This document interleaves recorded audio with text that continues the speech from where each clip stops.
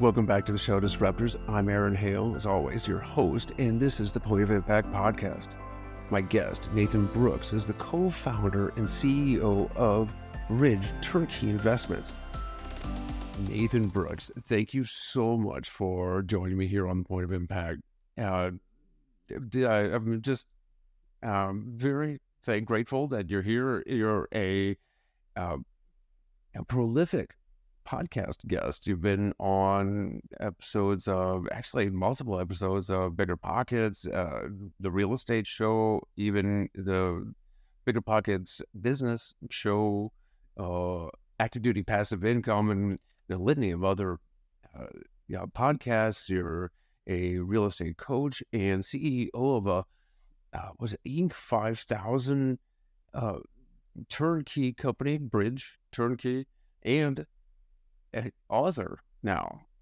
Tell me, before you became this captain of the real estate industry, what were some of the pivotal moments that shaped Nathan Brooks and brought him into real estate?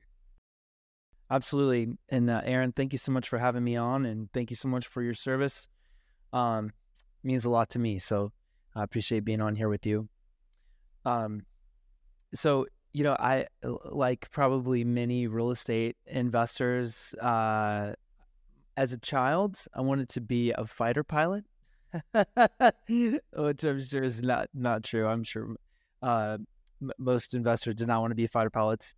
But I had an uncle who went through the Air Force Academy, and I wanted to be that until I discovered I had this thing called vertigo, which doesn't go very well with being a fighter pilot. So I wouldn't imagine it would. I would not imagine. Yeah. When you feel like you're basically going to throw up the entire time you're trying to fly the plane. And then I actually made my living as a professional musician for more than a decade, and still thoroughly enjoy playing. And it's definitely one of those things that I remember distinctly being in fifth grade. Well, it's crazy. It's one of those things now I can say that I have done longer, more than half of my life, which is wild. I've been doing it longer than I haven't been doing it, playing. And so I started playing piano and bass in fifth grade, and just fell in love with music, and played in the orchestra and the symphony, and sang in choirs, and I conducted choirs, and I've gotten to play in front of thousands and thousands of people, and led worship, and played in bars, and songs on the radio, and all kinds of stuff. So I saw that it was your LinkedIn profile. You was it Northwest Missouri State, and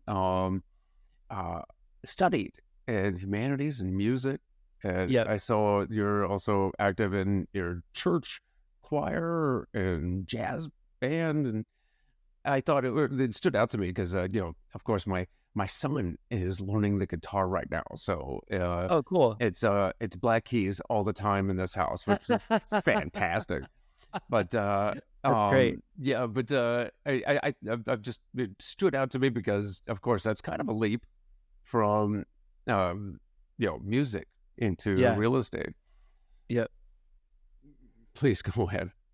Yeah, no, it's music has been a beautiful part of my life. And I think also something that's really unique about music and about the instrument. Like, you think about a kid playing sports, and by the way, I'm a huge fan of sports. I train jiu-jitsu regularly still, and I took a cage fight at age 39 just because I'm a crazy person. But I love things that make you work at something as an individual, but also, having a team component. And I think, whether it's a football team or a basketball team or a soccer team or whatever, you have baseball team, you have a ton of players on that team, and, you're a bass player, you have one person, one position, or string bass, you might have a couple. So it was one of those things where you both had to have the personal discipline of that habit, but then you also had to figure out how to navigate that with other people, because it wasn't the same in a symphony without having all the instruments, right? So it was a really useful and beautiful part of my life, and really learning to love practice and love learning. So I really appreciate that. And all components of the band or orchestra have to work in concert, so to speak. 100%, pun intended. So then tell me, when did this push into, I mean, it sounds like you have a passion for music. You were even working in that field. And then where did the change come? When did you get into real estate? Well, I've always had the entrepreneurial spirit ever since I was a little kid, and whether it was mowing lawns or some sort of thing that I'm scheming up, trying to figure out in business. Even in college, I ran a bar with a couple of buddies, and we put on this like martini night. How can we figure out to bring more cash in the bar and get more people to come show up to your show? And so it was always just learning things, and I love doing that. Love being creative, and I think like a lot of investors, I ran across the book Rich Dad Poor Dad, and that book, really changed my life in thinking about what you could do. And obviously there are people. I just went to see Luke Combs in concert at Arrowhead Stadium here in Kansas City this week, who, by the way, he is awesome. His live show is absolutely tremendous. And he among a very select few make a great living, but it's really difficult to make a pretty great living at being a musician. And so I kind of got more and more attracted to real estate and drawn to it through that medium, and went to some trainings and that kind of stuff, and then just went for it. It's funny you mentioned Rich Dad Poor Dad. It was the same thing for me, and actually quite a few. In fact, I once heard a statistic about, again, the Bigger Pockets podcast, how they used to have that final, the famous four. Right. It was your favorite real estate book, and it was something like 95% of the guests said Rich Dad Poor Dad. That's so crazy. But it is. It's a complete mindset shift from consumer to investor. And you have a turnkey business. In fact, a very successful one. You started that in Kansas City, but I'd also noticed that you do this outside Kansas City. In fact, it says nationwide. Tell me, how do you, first, what differs turnkey from fix and flip? Yep. So on the turnkey, it's really the same thing. It's just simply the exit is different, because we were providing properties for clients who wanted to invest in real estate, but either didn't have the time or didn't have the know-how of doing the renovation part. And I still do that, but I've really stopped doing it at a high level for other investors. And we've really focused more and more on either doing big deals that we sell or big deals that we keep. And it really changed over time, because we flipped 700 or so houses in six or so years. And although I think we did a great service for our clients, which I do believe we did, it was one of those things that I realized, well, I could flip all these houses for all these other people, or I could slow down, not have to do as many, and we keep them all. And so that's really where, honestly, the last 18 months, I just have been on this mission to say, stop selling. I'm tired of selling. I don't want to sell anymore.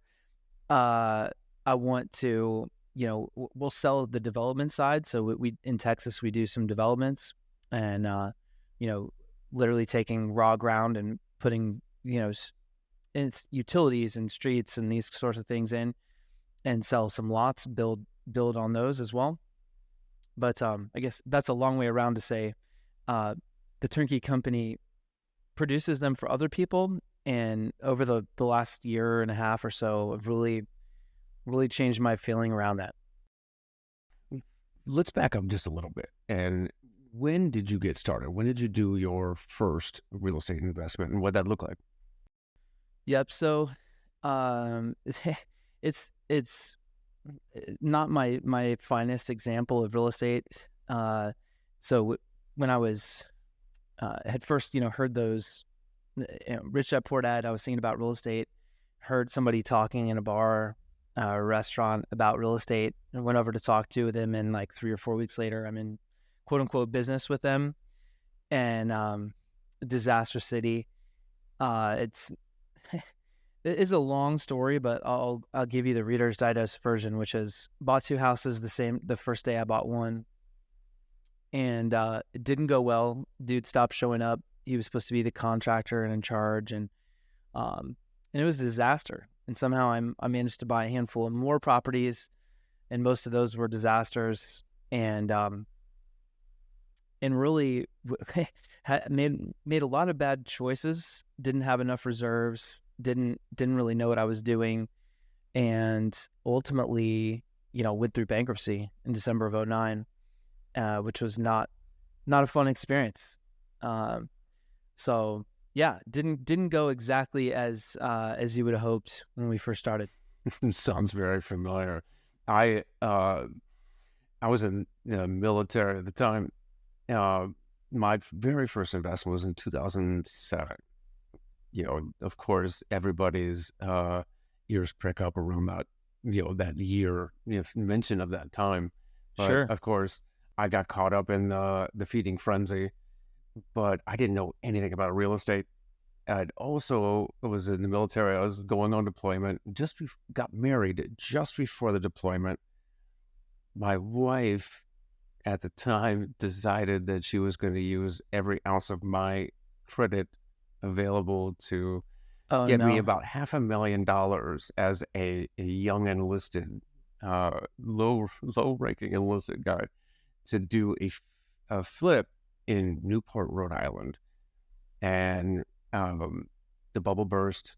She ran off with the contractor, left me with a half-finished house, and I'd actually just gotten out. I was getting out of the military at the same time, so I was going to be out of a job.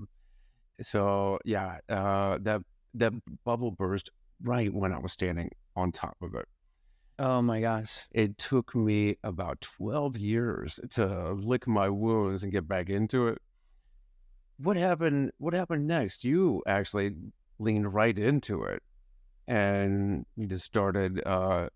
We started this turnkey company, and kind of volume are you doing now? And what does the operation look like now? Yeah. So I really have focused more on strategic partners instead of having a big team. So we had 16 people that work for us August of 21, and now we just have a couple. And I this year we'll probably do. I'm looking at my whiteboard, which is to my right hand side, so I'm not staring at you at the moment. But I'll add somewhere around 30 to 40 rentals, single family or small multifamily. I'll add another 5 to 10 larger luxury Airbnbs. And we'll have developed at least one multi-million-dollar development in Texas. And then we actually launched a coaching program as well. So we're actually helping lots of students solve this same problem, which I've found to actually be way more enjoyable. So yeah, we'll do maybe 50, 60 properties in total.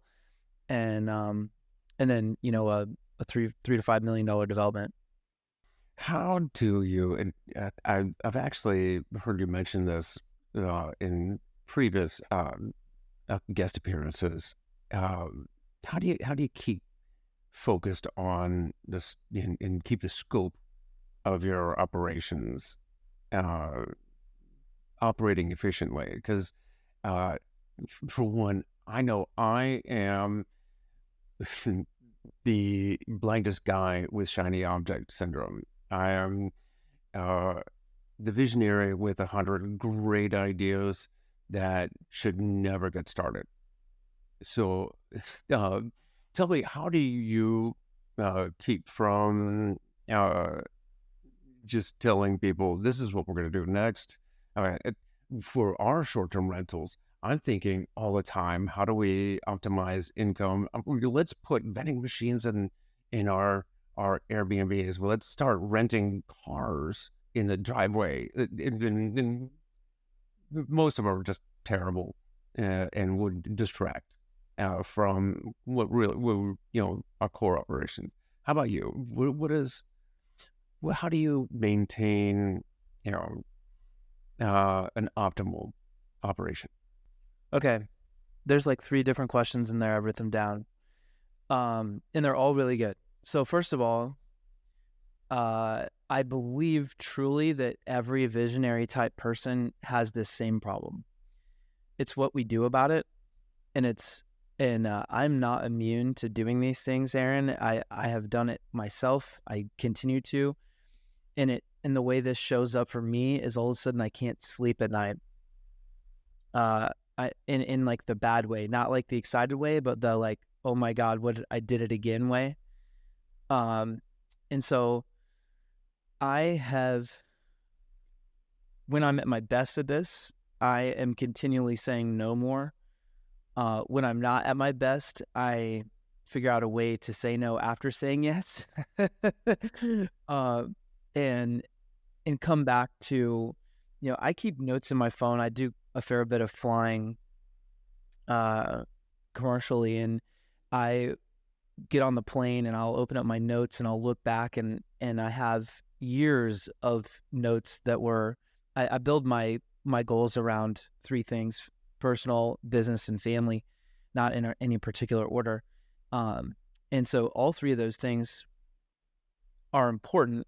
And so I come back to that and I say, okay, well, where am I actually on track to create this? Where am I actually on track to create what I want? And really that goes in the spirit of my book, that I wrote, No Quitter's Guide to Crushing Real Estate Investing, Building Extraordinary Life. It was written for me as much as it's written for anybody else, to say like, hey, what are you actually doing all this stuff for? Why are we actually doing it? So staying focused, I believe, truly comes back to what the end result is that you want. Like, how do you actually want it to look like? What do you want your life to look like? And do you have time? Like, can you commit the time? Can you commit the resources to doing what this thing is? And does it actually fit within the objective that you've set forth? So that focus, and I start every day with gratitude and focus, and I go back and say, okay, well, this focus today, does it help me this week accomplish the goal? And does it help me accomplish the goal that was this month and this quarter's? So that I can pull that back to the big picture goal. Like, do those all, think of it like goal nesting dolls, and do they all nest together, or do you keep chasing them and having to figure out where to put them? And then shiny object syndrome, what I've used is we call it our ideas parking lot. And that's where all good and mediocre ideas can go to die, but you get a place you give them a purpose of being something that you can get it off your brain. And the very best ideas, they still live there like little weeds, and they come back to you and come back to you. And that's where I've worked very hard on not going 1,000 miles an hour at the starting line, and taking more time to actually look at those things and say, does this actually make sense? Do I have the people to do it? Do I have the capacity to do it? So that's kind of how I've structured it in my life. Now, as soon as you said good idea parking lot, my real estate ADD kicked in. Like, parking lots, self-storage, senior assisted living, apartment Yeah. buildings. And I'm like, yes. And you're absolutely right. You gotta say no to a whole lot of really fantastic ideas. As Yeah. if you spread out that effort, and you don't have the bandwidth for all of it. So you are doing these turnkeys. You're also recently started into development, and that was part of my decision path. Was we could do fix and flip, but I want to develop something.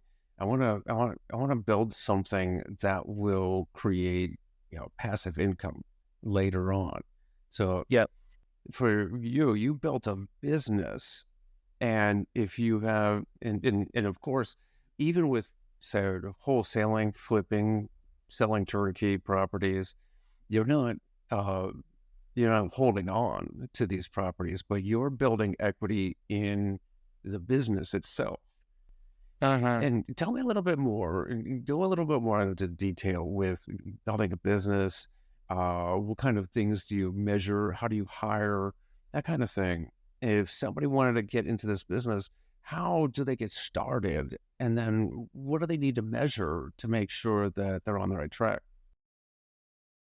Okay, great. So I'm writing them down so I don't forget. So how do you get started? This is a complicated question. You can bootstrap it like I did, and sounds like you did, and just go for it. The ready, fire, aim. If there's a pendulum between analysis paralysis and ready, fire, aim, and I think somewhere in the middle is probably the right, like, ideal scenario. And the further to one side of that pendulum, either side, you still have inaction or too much action, which both can typically lead to the same outcome, pain or nothing. So I think getting started, set a clear vision, set a clear expectation of your goal. That's a 5-year goal, 1-year goal. You can literally go read the book Traction. It lays out a blueprint for your business. It's a great book. There's so many ways to make money in real estate, and we've talked about a bunch of them already here, and also the challenges of saying there's so many opportunities. But I highly encourage people to just pick one. So is that like, go wholesale a couple deals and make some money. Go, fix and flip with a partner who has some cash or who knows how to do construction. Don't try to go do everything by yourself. You can either partner with it, you can go learn from it, or you can hire, a coach or mentor. And there's so many free resources too, like, podcasts and books. And networking opportunities.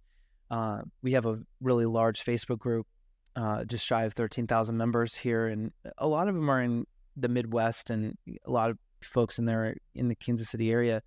But, we also host a networking event as well. And, these things they're either free or inexpensive, and incredible opportunities to network with other people who are doing what you want to do. So write it down, write the goal down, write the vision down. As far as hiring goes, there's a couple different ways to do that. I've gone back and forth on this recently, really utilizing more joint venture relationships that have teams already, because I don't love managing a big team. It was not my favorite thing. And then I also, and some people are deathly opposed to partnering. I've actually found partnering to be incredible with the right people. And I've had plenty that didn't go well either. So maybe we can talk about that. Defining roles in a partnership, defining a clear exit if it doesn't go the way you want it, and the defined goal of what you actually want to accomplish. These are really important things.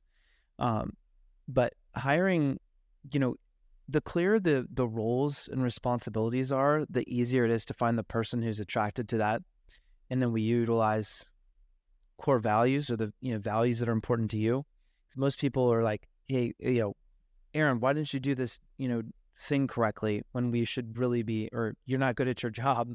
Like that's not helpful, but it's usually more against what our value is. So you're not working on it fast enough, or you don't, it doesn't feel like you are holding the responsibility to what, you agreed to, or, you don't write it in the way, you don't have the same, value of what I value. These are the things that actually cause the most chaos, I think. So we really want to go ahead. No, I'm sorry. I just wanted to ask you to expand a little bit on the partnership side. You said partners. Is this do you first? Is it the chicken or the egg? Do you find the deal that dictates whether you need to find a partner, or do you partner with somebody to go find a particular deal? I think it could go either way. For me, I partnered with my favorite contractor on our rentals. And so we were able to, have one contractor that I trust who does an awesome job. I never have to worry if they're going to get it done right. I never have to worry if they're going to go over budget. They just do a good job. And so, I help as the acquisitions portion of that on my end, and underwriting and making sure, deals are right. And I hand it off to my contractor partner, and then it's worked out awesome. And same thing with our development. Like, we bring money and we bring deal underwriting, and our partner does on the ground construction. And so, I think people, if you come back to the like one deal, like, okay, well, you have money, but you don't know how to do it. Cool. We'll go find somebody who's doing that, or who, understands how to underwrite deals and understands what they are. Go network and find a couple of contractors and get their bids. Make sure you understand what it is. What problem do you need to solve, and what are you good at? And I think that's where you can look at, from a partner perspective, what are you actually doing? How did you find these partners? Well, I have a saying that's ask for what you want, be prepared to get what you ask for. And I so I have a big mouth, Aaron, and I talk a lot, and I'm out there a lot. And I think, people are afraid a lot of times to put themselves out there, stick their neck out, and do something, like stand for something, put their sword in the sand and draw the line. And so for me, I got lucky early on, got on the Bigger Pockets podcast. So I had a lot of people, I had some eyeballs there, and we built our company here in Kansas City, and we built a networking organization. Bridge Real Estate Investing Meetup is what it's called. And so, that put more eyeballs on there as well.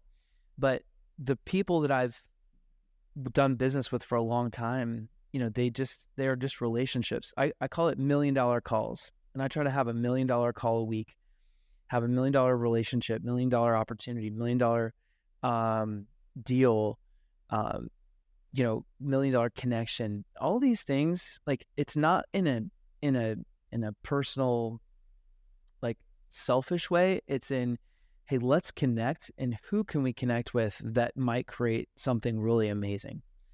And I think the worst is when you try to force something, and the best is when you're out there in the most giving spirit, and the most open spirit, like not forcing something, but open to it, but also having a clear goal in mind. And I think that's the best medicine for solving that partner.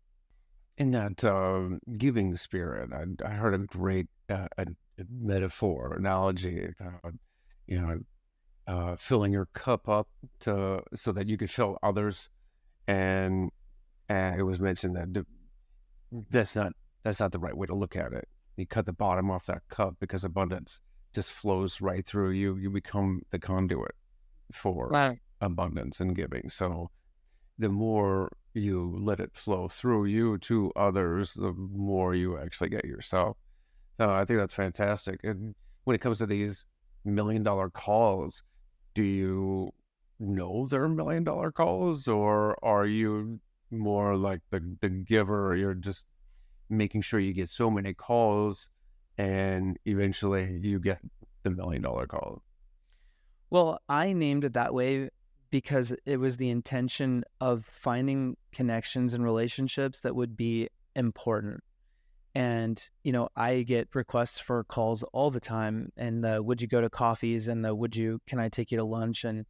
Um, and I just don't do that. Like, very rarely do I do that. Instead, I say, great, thanks for your, I really appreciate your question, and, go prompt it in the Facebook group so we can help, 1,000 people with the same question instead of just one.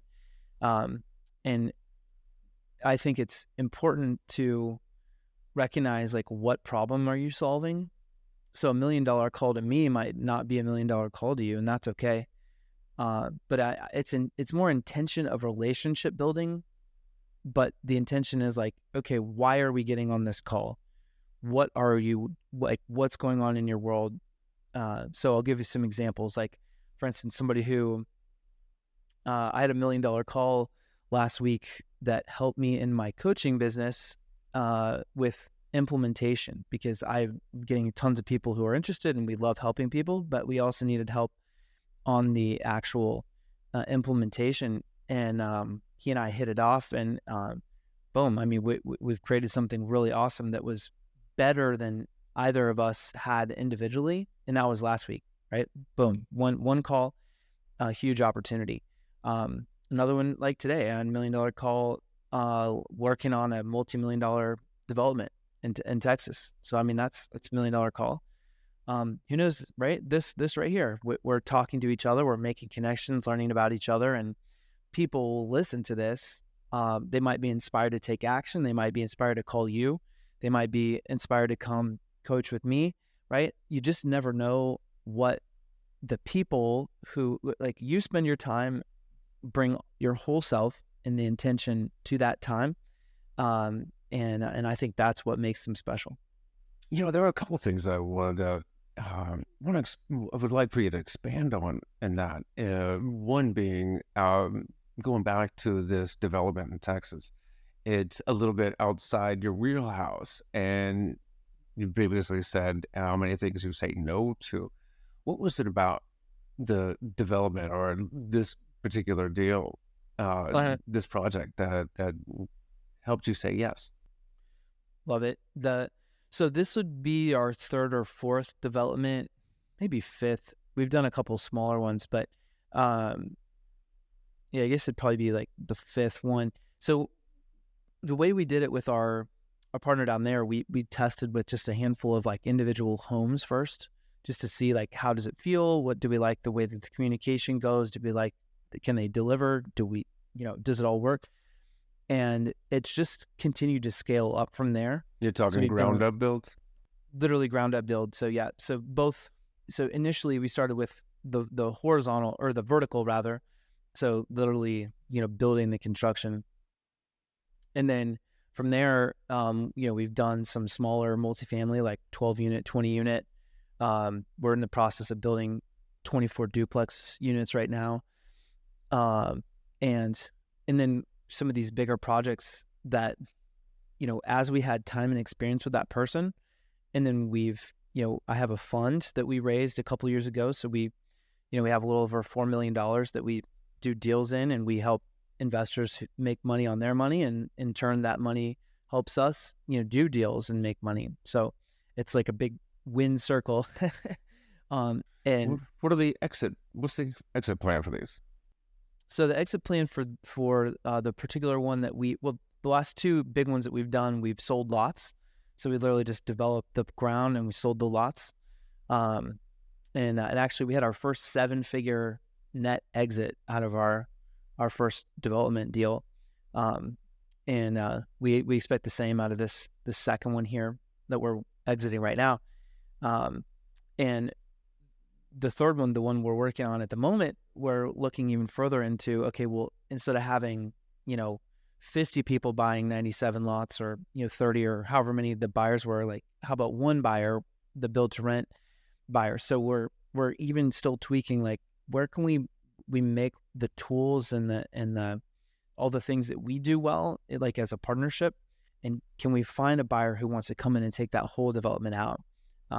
And so that's what today's call was, and how we can continue to get better as a development team, building team, to put those deals together. Excuse me. And these are vacant spaces, or is this also in line with that like turnkey model where you're filling them first? And In this particular situation, it would be the ideal person's they're going to probably take all of those units. They'll fill. Typically, those kind of companies have their own property management anyway, so they want to just run their stuff. They want to run their tenants and so forth. So we'll typically deliver a vacant building to that person, and then they close on it and run them. as you're getting more traction in the development space, I'd like to know what your thoughts are with the current market and the different market forces, interest rates, demand, inventory that's currently out there, new home, contract, new home builds versus existing sales. For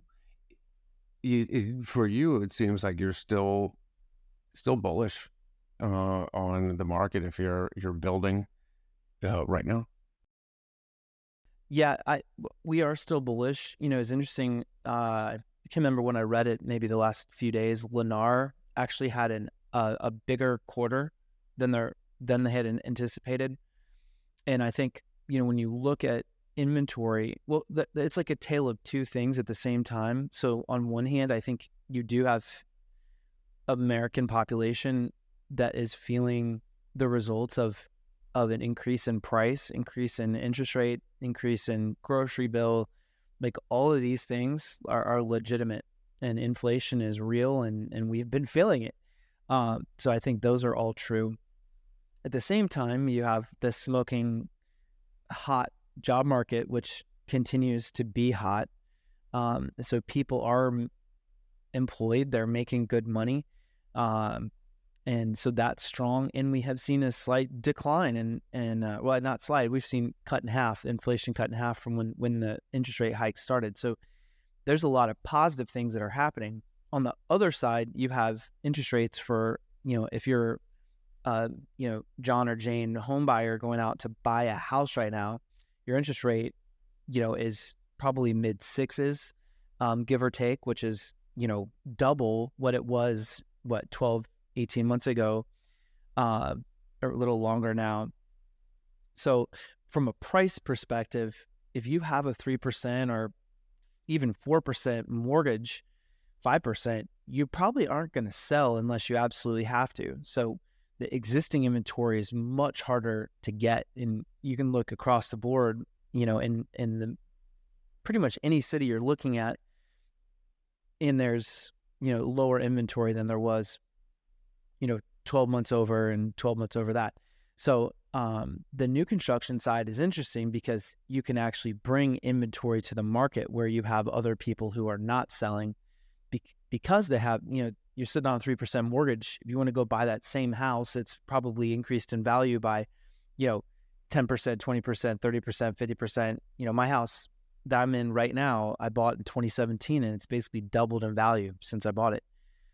And so, I was even having this conversation with my wife, which was like, would we buy this house today for double the price and double the interest rate? And, the answer is probably no. I don't think I would. So we have to be thoughtful as investors and thoughtful as builders, developers, flippers, wholesalers, that we're really thinking about what our product, like, where is it actually going, and we deliver something of high value, and we really take into consideration the exit, if it's that homeowner, if it's an investor, because the interest rates and all those factors we just talked about are all making an impact. And So these new homes that you're building are what's the target market? Are these first time uh, homes, or are they a little bit larger houses? What do you make? So the majority of them are like a first time home. So either to a single family or a duplex. Uh, and then, we did just complete a pretty large one. I think it's 3,500, 4,000 square feet. It's pimped out, sweet. Like it's this awesome um, house, big pool in the backyard. So we're putting that in short-term, mid-term rental. And, but, so we'll build some of those bigger ones. We built a couple down there that are larger, and they're a spec, to go up and sell to the market. But the vast majority of our stuff is, in that first time home buyer range, either as a renter, like it'd be an investor buyer, or to a like a first time home owner, or somebody that's in that lower price point, just so that there's a larger buyer pool for people who want to buy that product. You mentioned your coaching. Tell me a little bit more about that. Who are you coaching, and what do you offer? Absolutely, yeah. So it's called Real Estate Accelerator, and we coach to two different people, but our primary is that person who just starting out. They don't know what to do, or they've done a deal or two, and we really take them from having little to no understanding to building an actual blueprint for their business. That's goal setting, that's mindset, that's, lead management, networking, deal underwriting, how to actually fund deals. And so I love this because I wish so badly that I had something like this when I was starting and learning. And so I love Alex Hormozi. I don't know if you listen to him or read his books, but I have his book sitting right here, and it says $100 million offer book. It says how to make offers so good people feel stupid to say no. And we wanted to build our coaching offer around something that's like, it's so good. We over deliver on value, over deliver on training, and really set people up if they're going to actually do the work and take the action, that they're in a place that they can actually go take action and have a blueprint for a 7-figure business by the time they come out of our 6-month coaching. And that's one level. You said there were two? Yep. And then the other one is for that experienced person. They're doing 2 or 3 deals a month. It's a 12-month commitment. It's a much larger financial investment, but we basically work through and say, okay, where are you? What does your team look like? What problems do you have? And we go through all the areas of building and scaling that company, that business, whether it's a hiring problem or it's a acquisition scaling problem. And so we really help identify all those things and customize it for that person, and help make sure that their business is actually accomplishing exactly what they want it to. Fantastic. It sounds great. Yeah.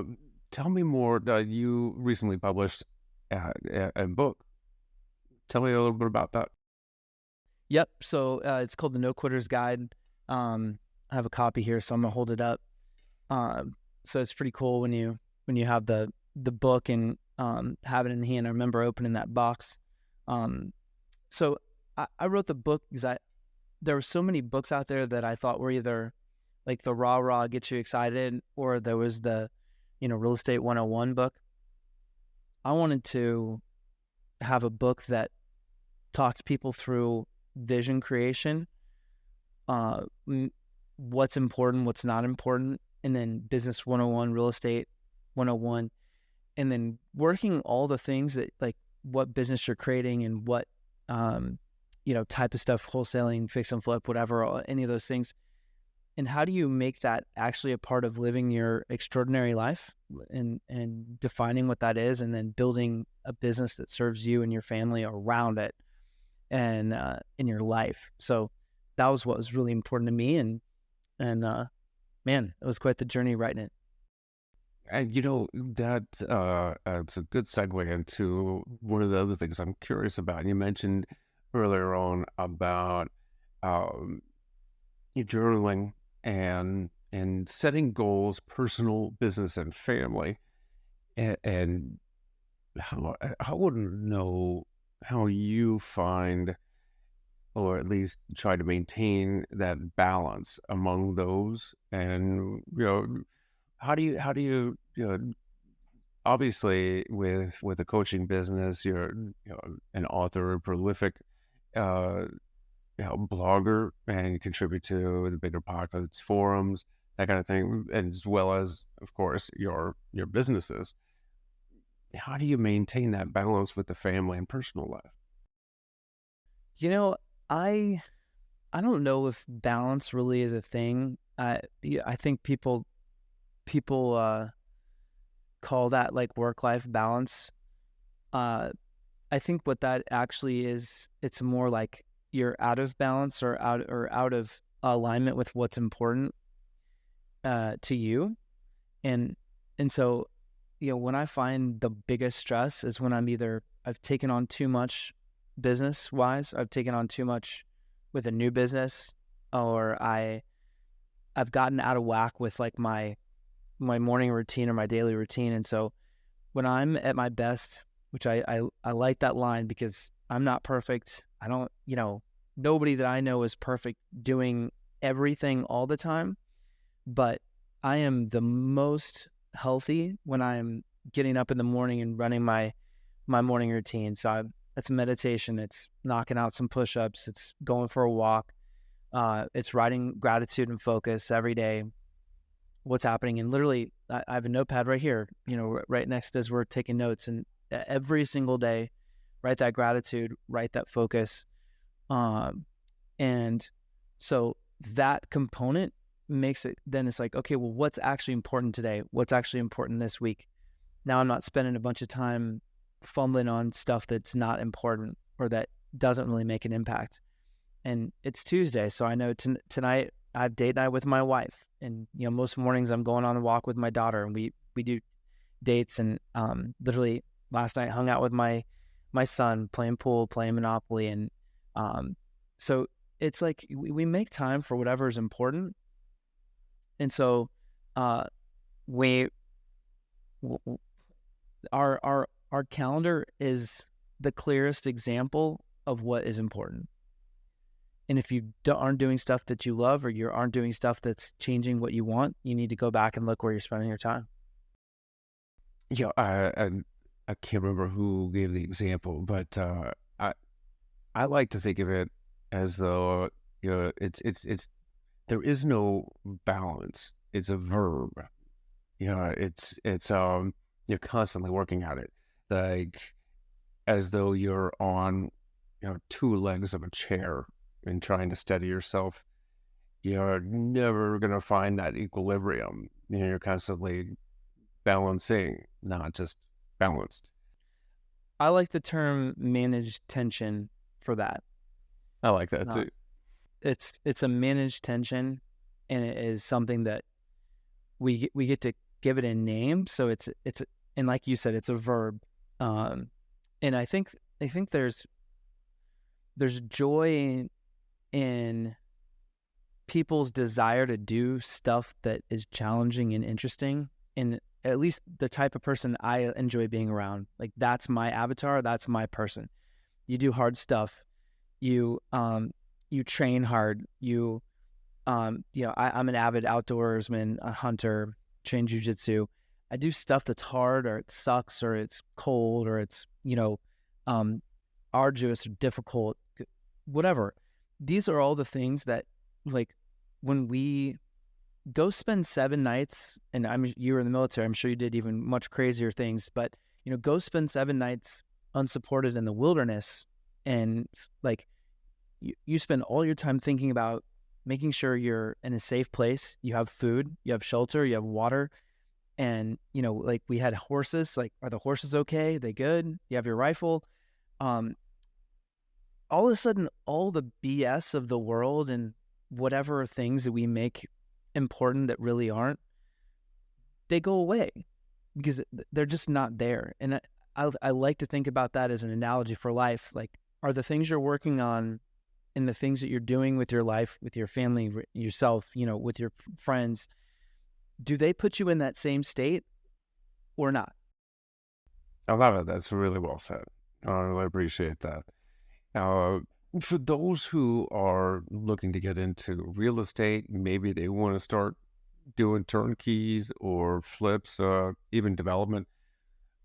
What piece of advice do you think would best serve them?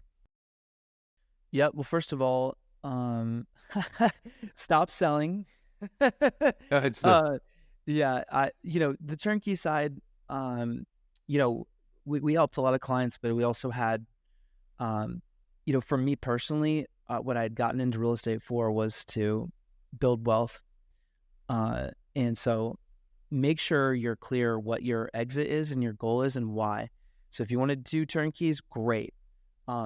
Understand the mechanism is still the same. Whether you're doing 1 deal or 5 deals or 10 deals or 100 deals, you need a machine that will take a house, put it through, and come out with a product that is duplicatable and replicatable. And so spend the time on writing the process of what you do. How do we buy houses? How do we underwrite houses? How do we, renovate them? What do they look like when they're done? What's our expectation of return on our money as an investor? What's our expectation of return on the buyer's end, right? So how much money are they putting in? What kind of return are they getting?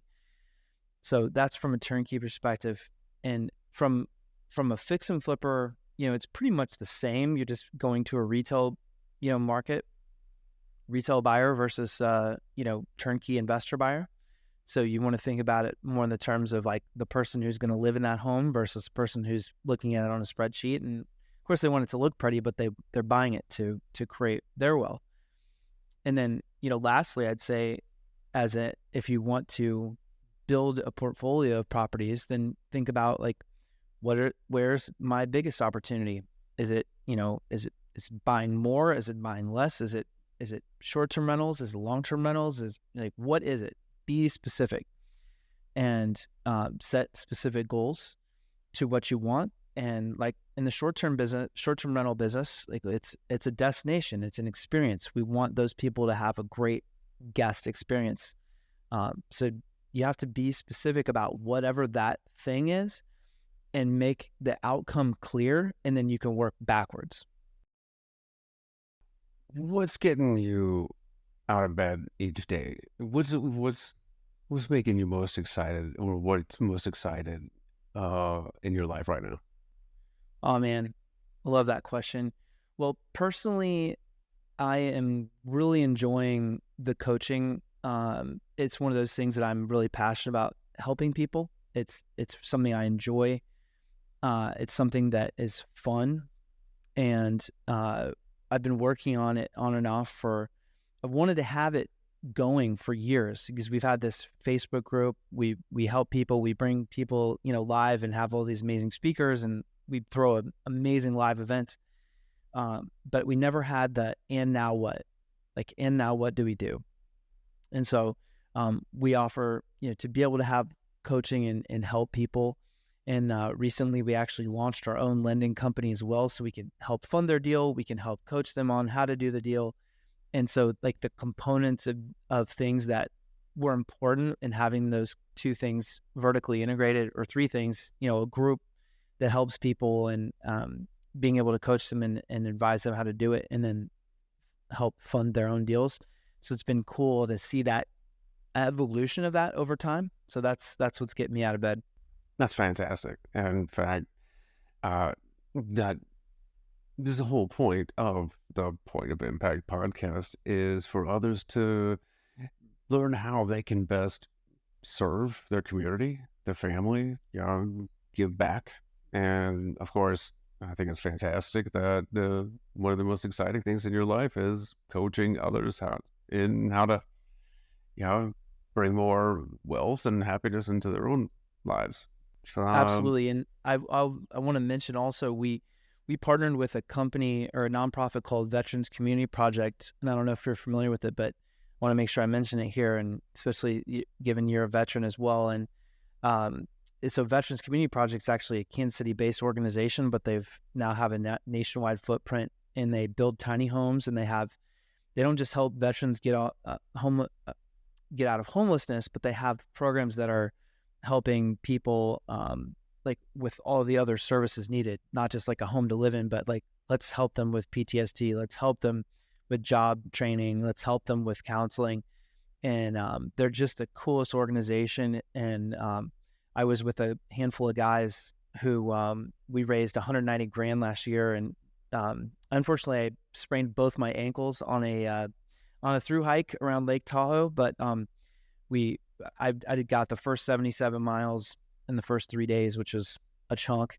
And but I think a total of 170 miles was hiked, 190 grand was raised. So anyway, shout out to Veterans Community Project and my boy Eric Upchurch, who's a former. I was just about to say that I know I've heard about this organization, and that's where I heard it. ADPI, Eric Upchurch. And Eric Upchurch. Yep, exactly. Oh, I'm sorry to cut you off. You didn't cut me off at all. Yeah. You're exactly right. Eric's a good friend of mine and dear friend, amazing investor, and absolute stud, former Special Forces soldier, and just a hell of a good human. So anyway, all that to say, I want to make sure in the spirit of giving, in the spirit of your podcast as well, we're also helping raise money to buy more tiny homes, help get more veterans off the street, and to Eric's point, ending veteran homelessness for good, which would be absolutely incredible, and it is possible. Well, I think it's a fantastic organization. I think it's a great goal, great mission, and as a veteran, a wounded veteran, I appreciate the effort. Thank you. Absolutely.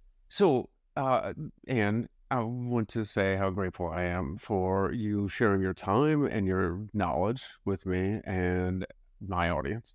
And I would like to know if anybody wants to get a hold of you, maybe follow up on the coaching, connect with you in any way, how can they best do that?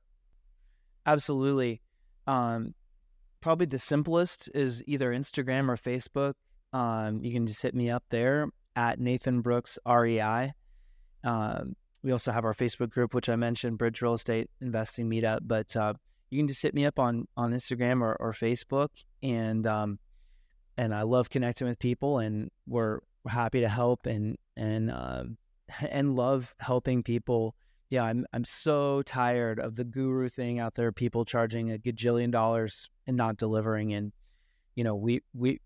our intention was to, charge much less than what we could and deliver much more than what we charge for. And so that's our mission. And my personal mission is help 1,000 people become millionaires because we gave them the tools, resources, and education to do it. Awesome. Well, before I let you go, just would ask, is there any question I haven't asked that I should have?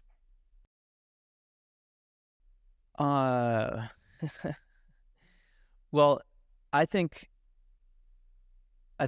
if there was any other question, and I kind of alluded to earlier, and back to the balance and manage tension, I think that the people out there who feel like they haven't gotten what they've deserved, or they're frustrated with where they are, or they, if you don't like what's going on, it's your fault. And instead of complaining and making it about everyone else or somebody did something to you, whatever your situation is, whatever your circumstance is, you can change it. You can change it. You can make a decision and change it. Doesn't mean you're going to go be a basketball player. Like, I'm 6'3", but I'm not that fast and I can't dunk. Like, I'm not going to be a basketball player. But I can, other than that, I'm not going to be Tiger Woods. But virtually everything else is open. And instead of people being entitled and feeling like they should get something, let's start with what can we give. Let's start with what we can do, and let's start actually with taking action and taking personal responsibility. And that's my mission. Like, go take action. Stop talking about it and be about it. All right, well said. I love it. All right, well, Nathan, thank you so much for your time. I really appreciate that, and I know our audience has definitely learned a lot. So, with that, I'll say a good day. You as well, my friend. Thank you.